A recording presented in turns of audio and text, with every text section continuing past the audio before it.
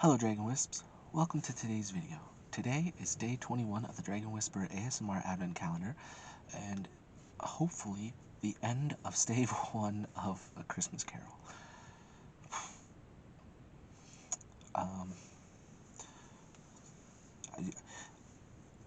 If I don't get this done by Christmas, I'm going to push the Advent Calendar until New Year's, I think, to finish off the story, because it really is a fantastic story. So, without further ado, sit back, relax, and enjoy, hopefully, the end of Stave 1 of A Christmas Carol. Jacob, he said imploringly. Old Jacob Marley, tell me more. Speak comfort to me, Jacob. I have none to give, the ghost replied. It comes from other regions, Ebenezer Scrooge, and is conveyed by other ministers to other kinds of men. Nor can I tell you what I would. A very little more is all permitted to me. I cannot rest, I cannot stay, I cannot linger anywhere. My spirit never walked beyond our counting-house, mark me. In life my spirit never roved beyond the narrow limits of our money-changing hole, and weary journeys lie before me. It was a habit with Scrooge, whenever he became thoughtful, to put his hands in his breeches pockets. Pondering on what the ghost had said, he did so now, but without lifting up his eyes or getting off his knees. You must have been very slow about it, Jacob, Scrooge observed in a businesslike manner, though with humility and deference. Slow, the ghost repeated. 7 years dead, mused Scrooge, and traveling all the time? The whole time, said the ghost. No rest, no peace, incessant torture of remorse. You travel fast, said Scrooge. On the wings of the wind, replied the ghost. You might have got over a great quantity of ground in 7 years, said Scrooge. The ghost, on hearing this, set up another cry and clanked its chain so hideously that in the dead silence of the night that the ward would have been justified in indicting it for a nuisance. Oh, captive, bound, and double-ironed, cried the phantom, not to know that ages of incessant labor by immortal creatures for this earth must pass into eternity before the good of which it is susceptible is all developed. Not to know that any Christian spirit working kindly in its little sphere, whatever it may be, will find its mortal life too short for its vast means of usefulness. Not to know that no space of regret can make amends for one life's opportunity misused. Yet such was I. Oh, such was I. But you were always a good man of business, Jacob, faltered Scrooge, who now began to apply this to himself. Business, cried the ghost, wringing its hands again. Mankind was my business. The common welfare was my business. Charity, mercy, forbearance, and benevolence were all my business. The dealings of my trade were but a drop of water in the comprehensive ocean of my business.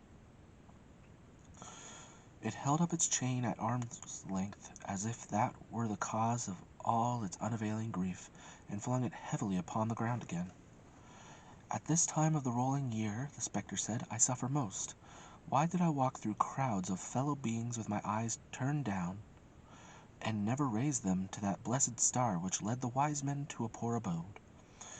Were there no more poor homes to which its light would have conducted me? Scrooge was very dismayed to hear the spectre going on at this rate, and began to quake exceedingly. Hear me, cried the ghost. My time is nearly done. I will, said Scrooge. But don't be hard upon me. Don't be flowery, Jacob. Pray. How is it that I appear before you in a shape that you can see I may not tell? I have sat invisible beside you many and many a day. It was not an agreeable idea. Scrooge shivered, and wiped the perspiration from his brow. That is no light part of my penance, pursued the ghost.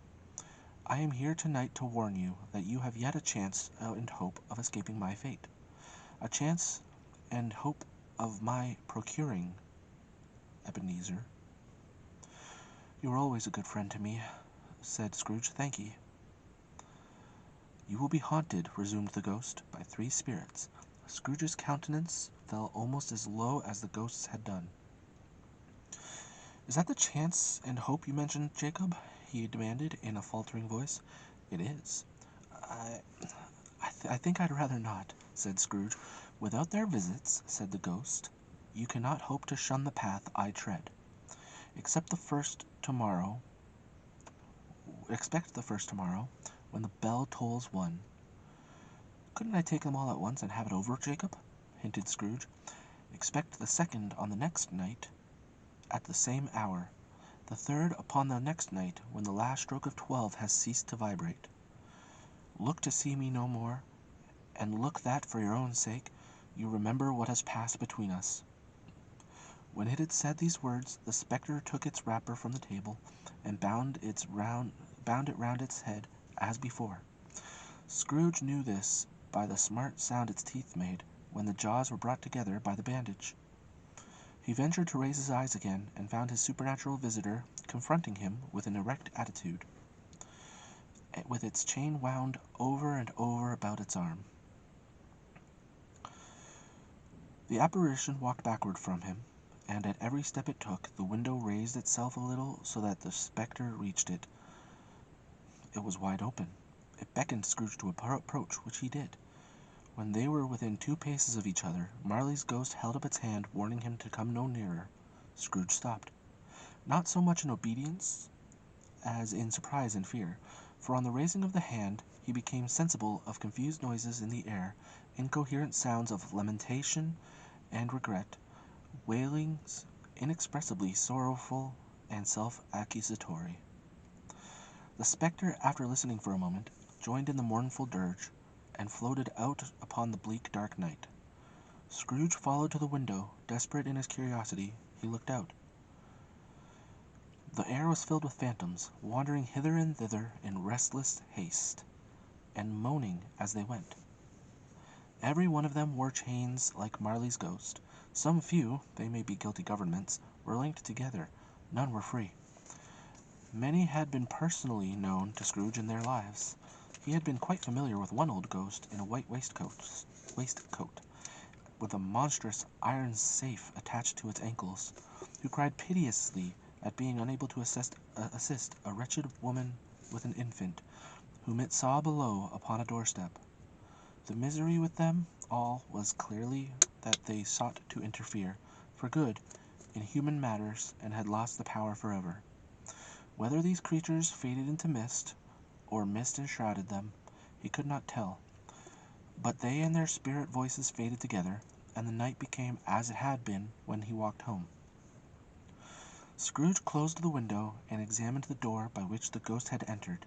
It was double locked, and he had locked it with his own hands, and the bolts were undisturbed. He tried to say humbug, but stopped at the first syllable, and being, from the emotion he had undergone, or the fatigue of the day, or his glimpse of the invisible world, or the dull conversation of the ghost, or the lateness of the hour, much in need of repose, went straight to bed, without undressing, and fell asleep upon the instant. All right, there we go. Thank you for joining me for the end of Stave 1 of The Christmas Carol. Hope to see you tomorrow, where we begin Stave 2. Until then, thank you for joining me, and as always, have a peaceful day. Bye.